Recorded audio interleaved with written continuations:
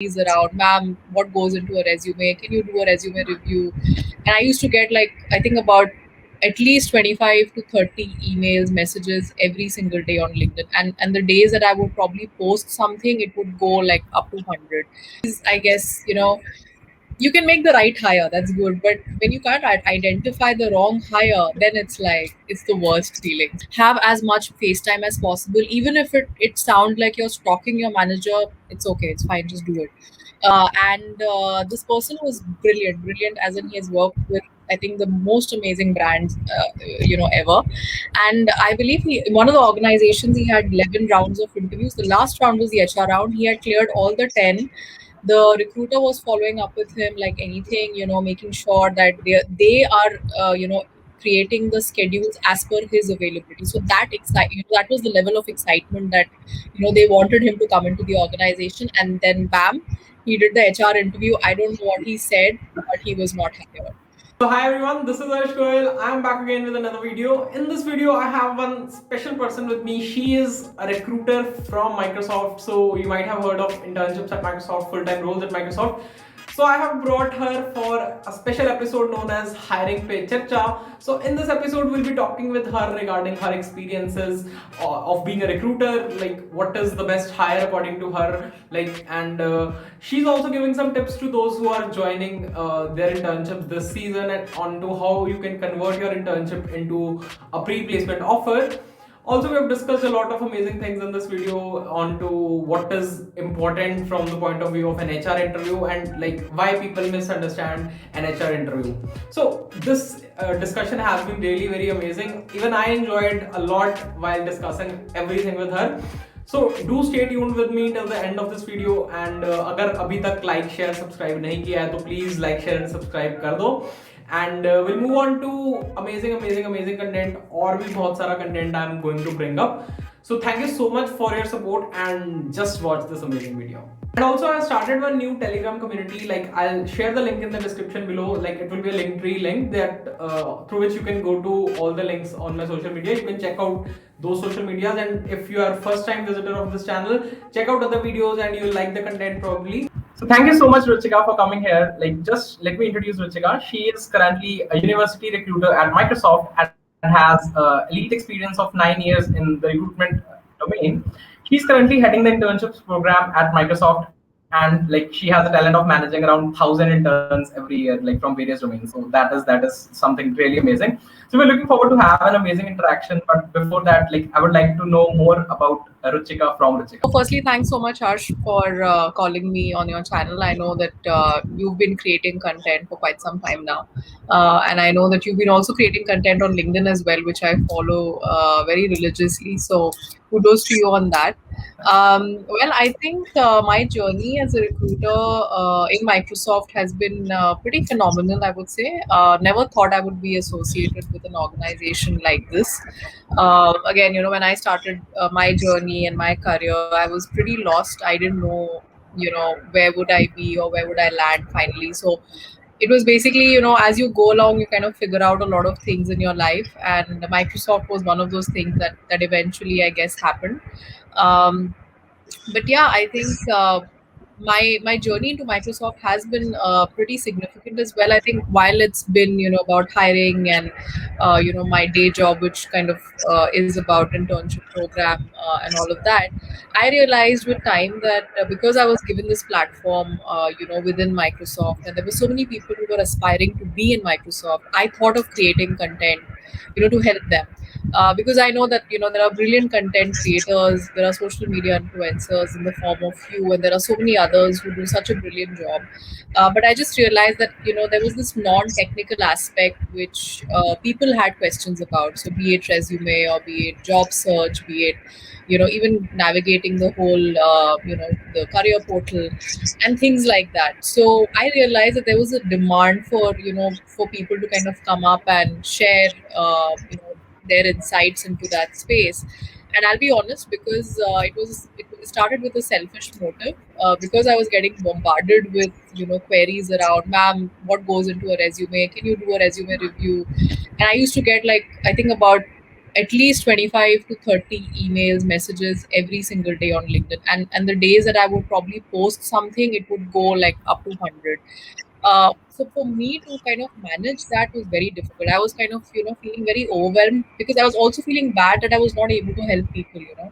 And that kind of resulted in me creating content, and I started doing it with my posts. Then I started writing articles. Then I realized, okay, I think people are, probably the generation now wants, videos. So I started creating that.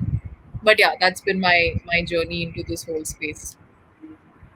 That's perfectly amazing. Like super flex. Like you might be getting a lot of DMs. You might be getting like a sort lot of students approaching you on to how to get a job at Microsoft, how to get an internship at Microsoft. So that's really very overwhelming. And yeah, but from your particular standpoint, like when we talk about recruiter's job, so what do you think is the most challenging part of your job as in Microsoft? Well, I won't say, Microsoft or any other organization. Like, I've worked with a couple of organizations before. I think for me, there are two things that are probably top of my mind. I'm assuming that it's for other recruiters as well. I think the first thing that is very difficult that we do is basically cold calling or reaching out to candidates, potential candidates, and you don't know if they're interested in the job opportunity. I'm not talking about Microsoft. I'm just talking in general. About all recruiters that go through this. About, and when you get when you get those irritating phone calls from those PPOs, and they're trying to sell credit card. You know how irritated you get. So there are times, and this was in my previous organization as well. There are times that people are like not interested. Please don't disturb us. So it kind of gets humiliating, and thankfully I don't do much of that in my job now, but I know what recruiters go through. So whoever does the cold calling, I'm assuming it's very difficult. I think the other aspect which is fairly challenging, I feel, is when you've kind of you've gone through the entire hiring process with a candidate, you've identified the candidate, you've done the salary negotiation, and you've rolled out the offer, and then at the last minute, just before the date of joining, the candidate declines the offer. That is like, a punch in the gut, because you're like, wow, I went through all of that, made sure that everything was fine, and then this happened. So that kind of is, I guess, you can make the right hire, that's good. But when you can't identify the wrong hire, then it's like, it's the worst feeling. So I guess these two would be the Yeah. top of my mind when it comes to what's tough about a recruiter's life. Yeah, I like if even if we hear the same thing, like a person is having 5, 6 offers and he has to decline the 4 other offers to get the fifth one. So, Yeah. thinking it from the recruiters who have recruited him or her for those 5 offers, it would be really painful, I would say, for that particular recruiter. Like they will And invest a and lot of and time as well and as I, resources.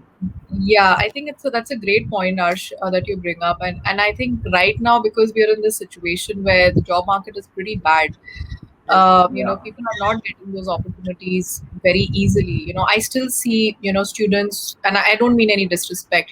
It's fine. You can have as many offers as possible. But what's happening is when you're sitting with multiple offers, you're basically not giving those opportunities to someone else. And what happens is, every organization has a hiring season and a non-hiring season. By the time we get to know that, a person is declining our offer, the hiring season is pretty much over. Like, we are done with our interviews, we have wrapped up everything, people have started onboarding. So it's not even possible for us to go and hunt for someone else in their place, and that's like a missed opportunity for someone else. So that's a very good Yeah. point, and I did want to bring that up, as we were talking about this. Okay.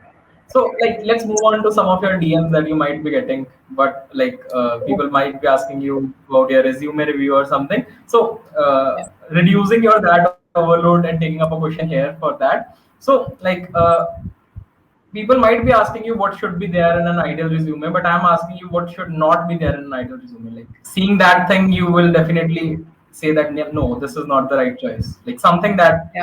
shouldn't be like could be called as a sin in that particular resume, I would say. Yeah, yeah.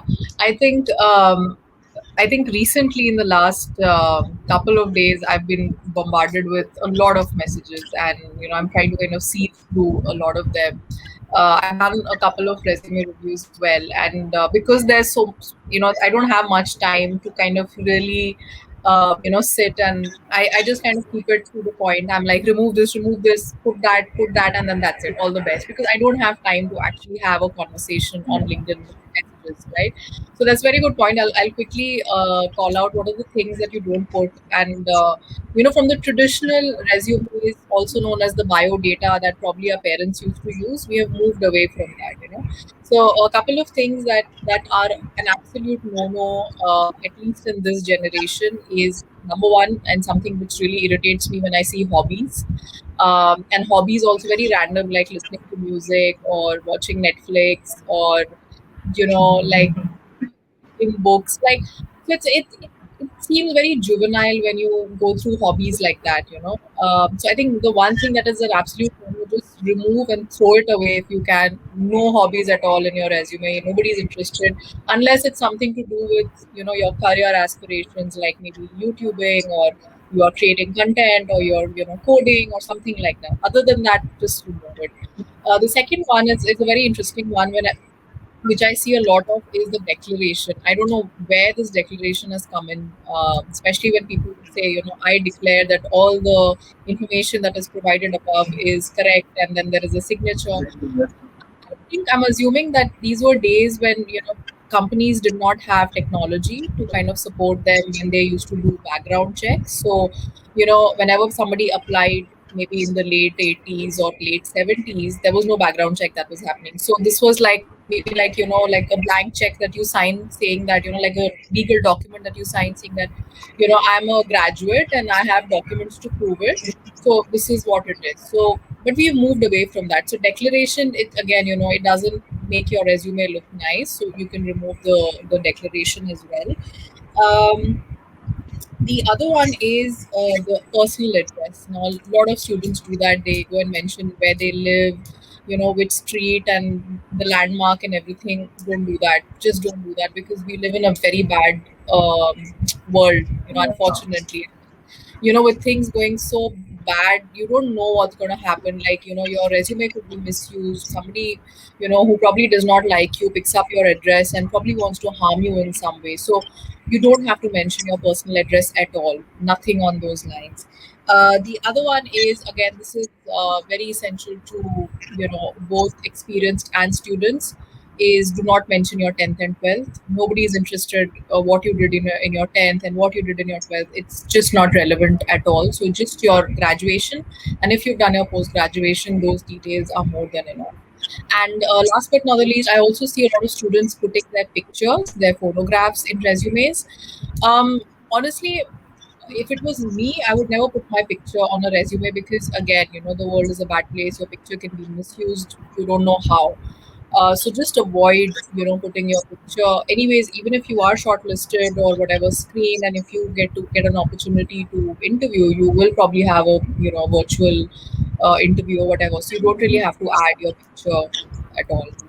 And the most important thing is, please make sure that you do like a grammar check on your resume before you submit it anywhere. There are apps available. There is Grammarly. I write a lot of my content, and I make sure that I pass it through that Grammarly app once before I post it on LinkedIn or whatever. That just kind of makes sure that you catch the small errors with regards to grammar, and you're sorted. So just make sure that you do that, and you shouldn't worry about anything else. Seems fine. Seems fine. These were really very insightful things, like some things that you should not add in your resume. Perfectly fine. Now, like coming up onto your part, particularly, like you have been handling internships part at Microsoft. So when you talk about internships, like internships nowadays, it's a very important part for a recruitment procedure for a particular fresher. Like most of the big companies, or I would say almost every company is looking forward to hire interns and convert them into full times, and then like they're hiring for the new fresh grads. So when you talk about from interns standpoint, like they are not yet ready to transfer into the industry as far as their experience is concerned. But yeah, there are a lot of questions in their mind. What should be done? And currently, it's like not they're not moving to a new place. They're not interacting with people. So they're sitting at the place. So like something like some tips or something like how they can get that internship converted into a full-time offer, like things that they should keep in mind or something that should be taken care of. So some important points, like from your point of view, that is most important when we talk about this. Yeah, I think this is a good one because just recently I had a conversation with the current batch of interns in Microsoft, I think just yesterday. And I had to give them a little, gyan session on how important internship is. While they know, and I know that they know, it's just that, because in the virtual environment that we are, it happens that you tend to lose sight of what's important. There are a bunch of things that are going on. We're already in a pandemic lockdown. We're working virtually. We don't know. Our managers are away from us. While I know that the managers are doing whatever it takes, still, the student is a little perturbed when it comes to how do I ask for help? Do I bother my manager again and again? If I want clarification, can I disturb them, or should I wait till my catch up happens with them? That probably is like a weekly thing. So I think to answer all of that, I think the one important thing you need to keep in mind is that this internship opportunity that has been given is your shortcut to a full time offer, right? A lot of companies, I'm not talking about Microsoft itself, but a lot of companies, the reason why they bring in interns is because one, they are able to assess somebody for a longer period of time, right? Well, we're talking about say 8 to 10 weeks. In an interview, it's about 3 or 4 or maybe maximum 5 rounds, which is probably a day long, and that's it. So the assessment that happens there is fairly short, right? Uh, because you're being given so much of time, which is about 8, 10 weeks, whatever, for you to make an impression on them is fairly longer, right? Which means that even if you make mistakes in those times, even if you screw up, even if you fail, it does not matter. You still have the time to pick yourself and make sure that you are able to pull up your socks and do something phenomenal and kind of get back on the train to success. Unfortunately, in interviews, that does not happen, right? The other most important thing, which I also see, interns doing, is they get very excited about the internship being so amazing. I know internships are supposed to be amazing. I put in a lot of effort and thought into it, but that internship is going to end pretty quickly. It's just 8 weeks. It's very short. Yeah. So sure that you make the most of it. Even if you have to push yourself, make sure that you push yourself and uh, try and get as much information as possible with your peers, with your colleagues, mentors, managers. Have as much face time as possible. Even if it sounds like you're stalking your manager, it's okay, it's fine, just do it. Because you will not get this opportunity again, unless you probably plan on doing your MBA or maybe another, degree or whatever. Yeah. You will not get this opportunity again. So just cherish that moment as much as possible. Go with a plan. Don't relax. Don't be under the impression that they can give when we come to the last week of the internship, I'll see, I'll perform there. No. Assessment of an intern happens from the time that the person has joined till the time that that person exit. So Yeah. you have to make sure that you put in your everything in those 8 weeks.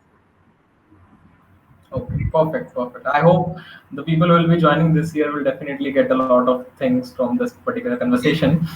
Yeah, next, moving upon to one important part of the interview process, that is an HR interview. Like I have seen people being rejected in HR interview due to some other reason. Maybe in some companies it's known as like culture fitment round, or it's kind of HR round. But yeah, like from your standpoint, like you have been into this for last 9 years, recruiting people and all. So like you also might have seen certain cases where people are rejected in HR. So what are the things that a person is supposed to be careful while sitting in an HR interview, because he's just assessed upon what he has done. There's nothing technical being asked, like at very less we can expect. Yeah, so what is something that is most important about being in an HR interview?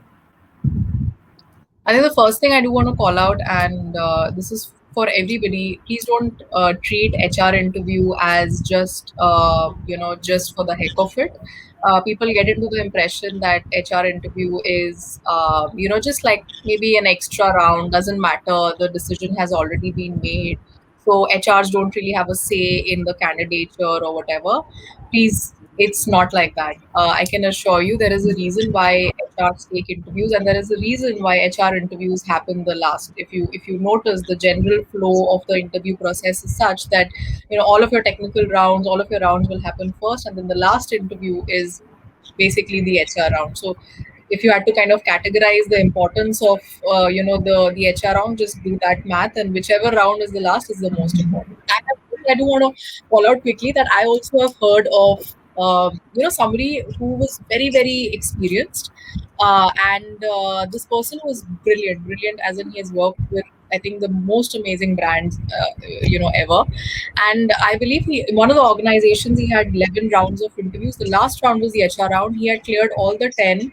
The recruiter was following up with him like anything, making sure that they are creating the schedules as per his availability. So that was the level of excitement that they wanted him to come into the organization. And then bam, he did the HR interview. I don't know what he said, but he was not hired.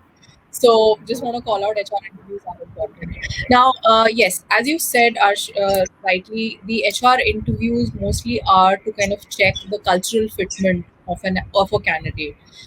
Most of the time, when the hiring manager pretty much, the business folks like the engineers or whoever. I'm just giving you an example. They're the business facing.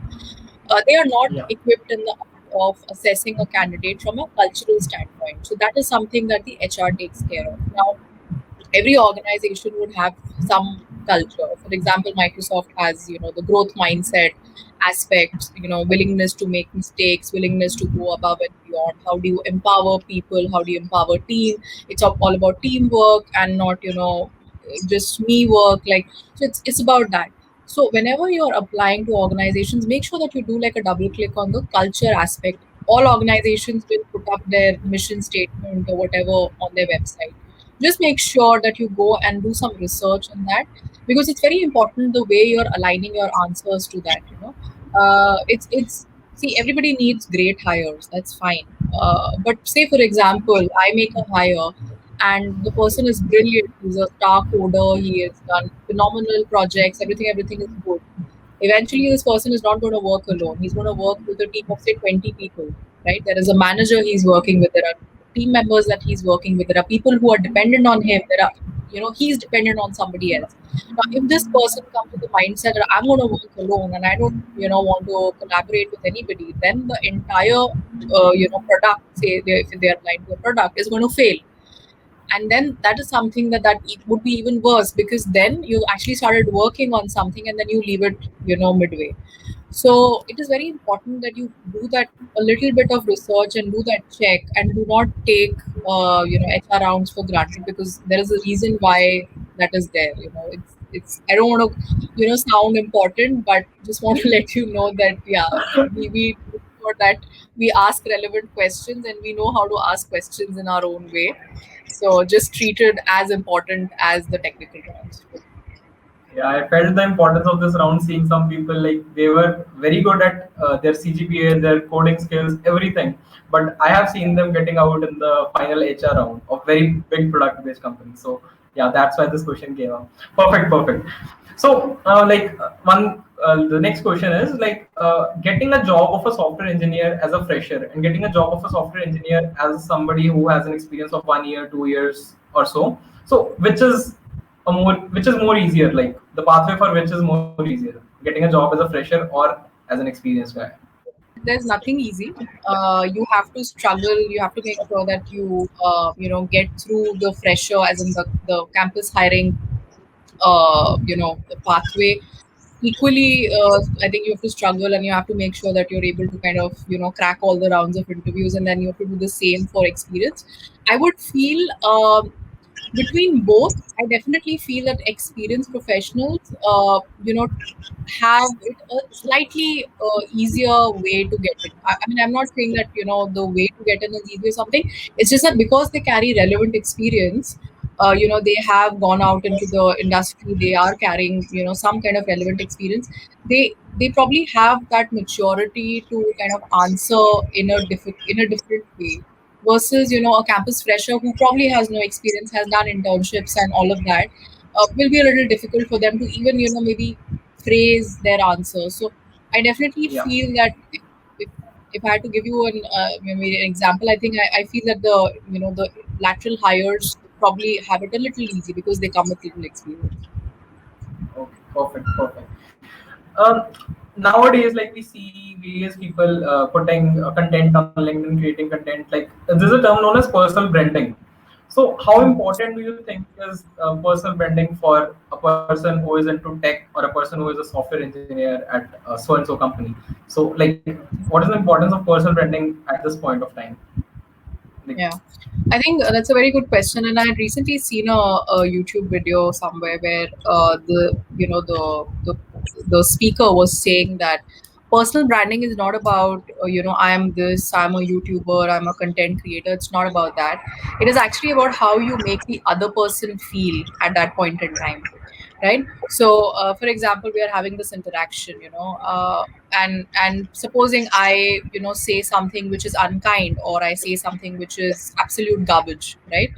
At that point in time, you're going to feel really bad. You're going to feel like, what the hell, what kind of a person is this? She doesn't even know how to talk.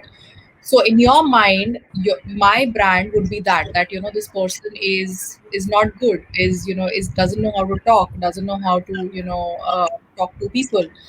And that is what personal branding is. So how you basically connect with others, how are you able to make others feel at that point in time, and that is something that people will remember. People might not remember my name, they might not remember which organization I'm from or whatever, but in that moment, what did I make them feel is something that they will remember. So either you can make them feel really bad and they will remember you for the rest of their lives, or you can make them feel really good and then they'll say, hey, I remember that person that I interacted with from Microsoft, and I don't know, like, the culture is really good. The person was so good, they were so forthcoming, they were able to answer all my questions with patience, so things like that.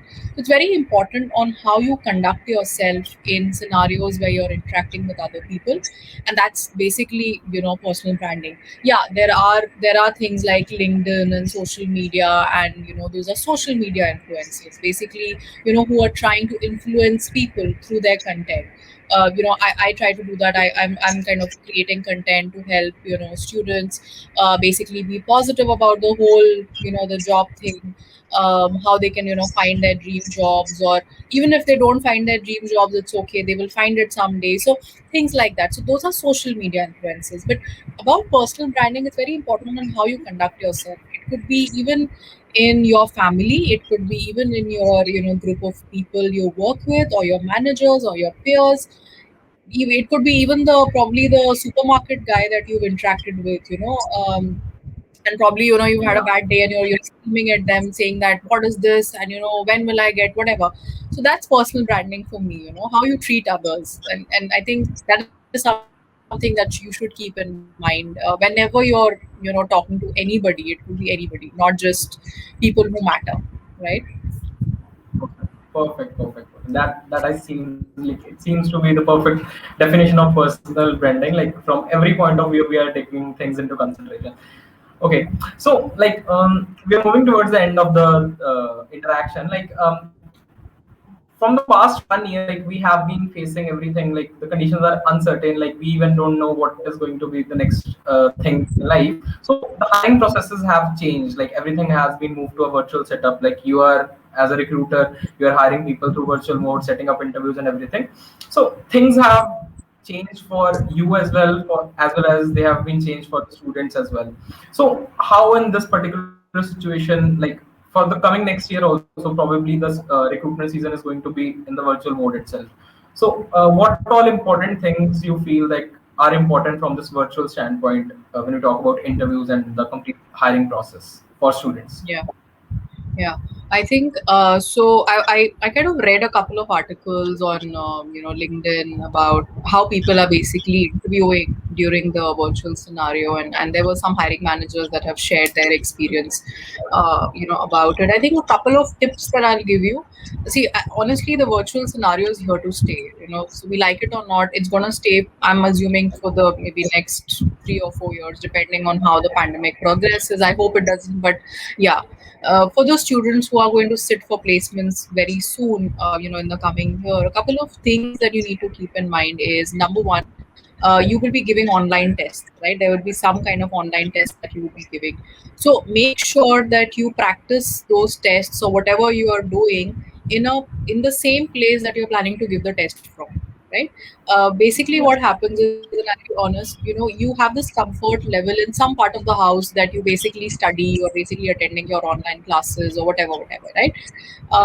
It's basically that mental switch that, okay, I'm in my zone and this is what I need to do. So I'll give you an example, like this room that I am right now.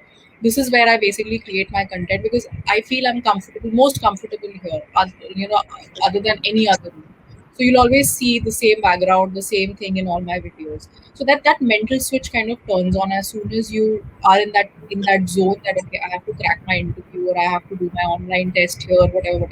So just make sure that you identify that one spot where you have no disturbance at all.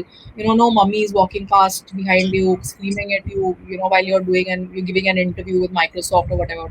So just make sure of that space that only belongs to you.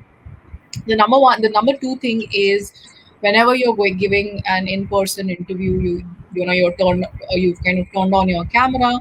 Make sure that you smile, because I'll be honest, for you it would be that one interview, but for the person in front it probably is, maybe the 50th interview of the day. So they might not be smiling or they might not be in the mood to smile, but that's fine. It doesn't mean that you have to be sitting seriously, like, what happened, like all heavens have fallen or something. Make sure that you make an attempt to, smile, whatever way you can do, like a eye contact, do that. But do that, there has to be some human interface that should happen, interaction that should happen between you and the person who's talking to you. Okay. Make an impression, and this is so important. Like, I always think about this, whenever I interact with someone, how's that person making an impression on me?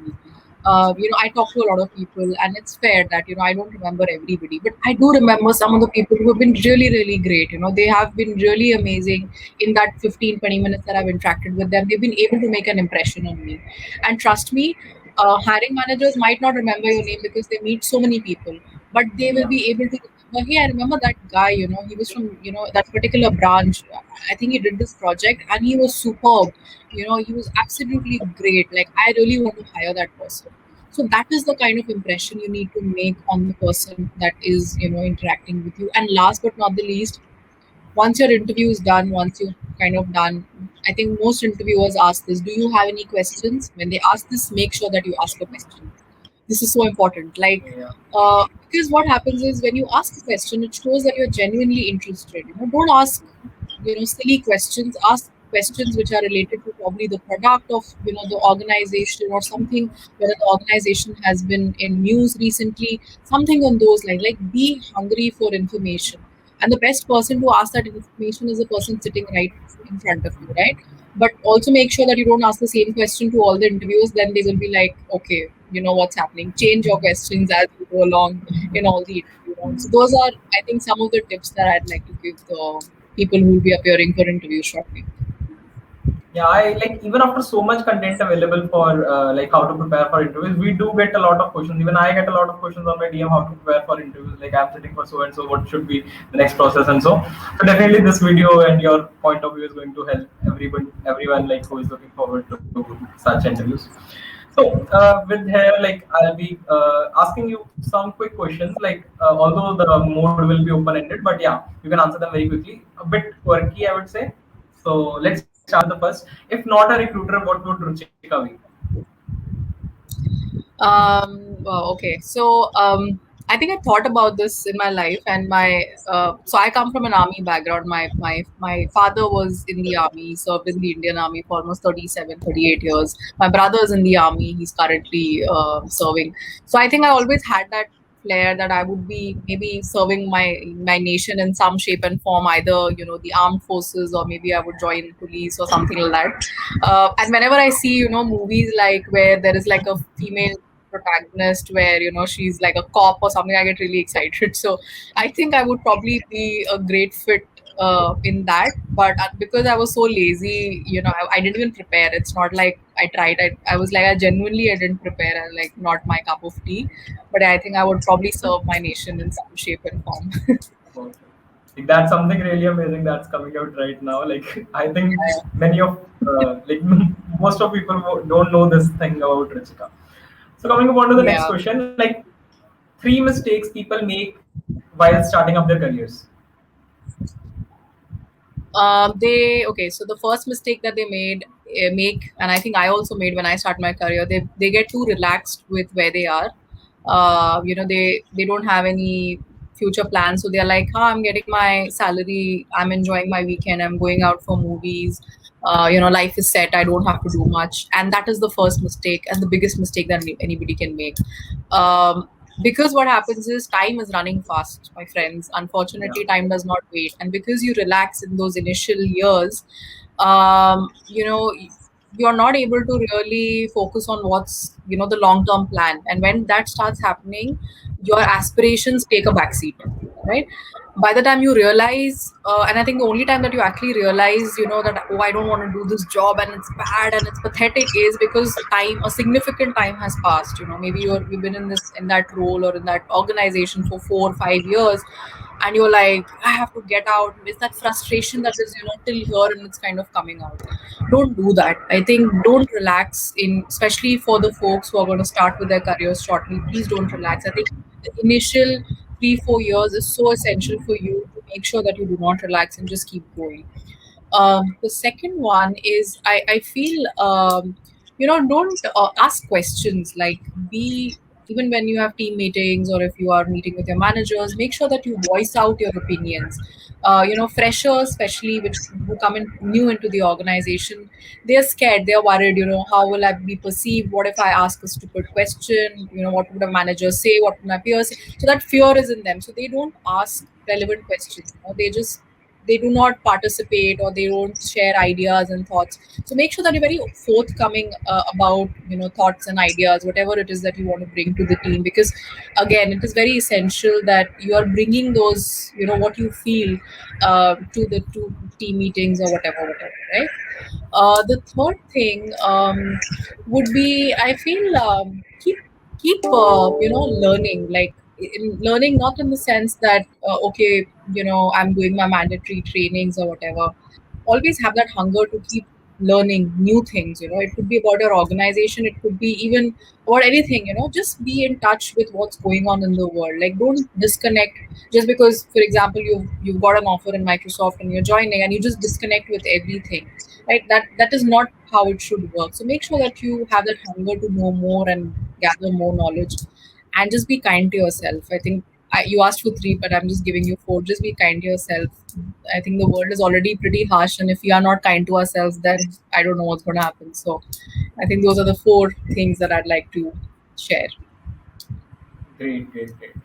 So one last thing, like if I say you to list a single important quality that you see while hiring someone is. One of the things that really get me going, and I think I'm going to give you an example of LinkedIn itself. There are a lot of people reach out to me and all that. The ones that write the most, as in they share everything about themselves, their journey, what they've done, achievements, etc., etc. I know that those people are talking from their heart, right? So whenever you basically show up anywhere, and when you communicate from your heart, you basically speak the truth, right? There is no nothing that is happening in the background. You're basically transparent, right? I think the one thing that I Yeah. love about people, and especially the hires, or the ones that I interact with, interns or anybody, is how transparent they are. I think that's so beautiful about the fact that when you're transparent, there's nothing else. You are just there, and in the way you are, and there's nothing happening beyond that. I I generally practice that. And a lot of people tell me, the ones that interact with me, that I speak from my heart. Even my team, they say that, oh, Ruchika, you just say it, like you don't think. It's not like I don't think, but yeah, I always speak from the heart because I feel that it's so important that you give the right you know understanding of who you are when you speak from the heart. So just do that. I think that's something that, and I think being humble as well. I love people who are humble. I always say this, to at least the ones that I interact with. I think humility is such a beautiful, characteristics about anybody. There is somebody in my team that is the most humble person I know. I think absolutely humble. And when you're humble, what happens is, even if you fail, you'll not take it to your heart. You'll make sure that you pull up your socks and kind of succeed in the long run. So just practice being humble. I think you should be good. Perfect, perfect. I would say like this conversation was really amazing. Like even I enjoyed a lot listening to all the answers that you gave. Like really insightful for somebody who is either joining or who is experienced, or like it is for everybody. So thank you so much, Ruchika, once again for being here, for sharing your experiences, for like everything. Thank you so much once again. Thank you so much, Arsh. I had a great time. All the best for your YouTubing. I am sure you'll keep doing more of this, but I look forward to more content. So I hope आपको video देख के बहुत मजा आया होगा and you have enjoyed a lot like there were lot of insights कि कैसे आपको प्रिपेयर करना है what is the recruiter standpoint like what is the difference between a fresher hiring and an experience hiring and she has shared her experiences that were super amazing. Also, I've started one new Telegram community where you can join for more and more updates and being updated regarding interview preparation and everything. So I'll share the link in the description below. It's a Linktree link that you can go through and you'll see all the social medias. Go ahead and follow on these social media handles, and if you haven't already subscribed, go ahead and subscribe. Check out the channel for more videos. Like, you will be liking the content if you are visiting for the first time. Thank you so much. All the best. Good luck. Bye bye.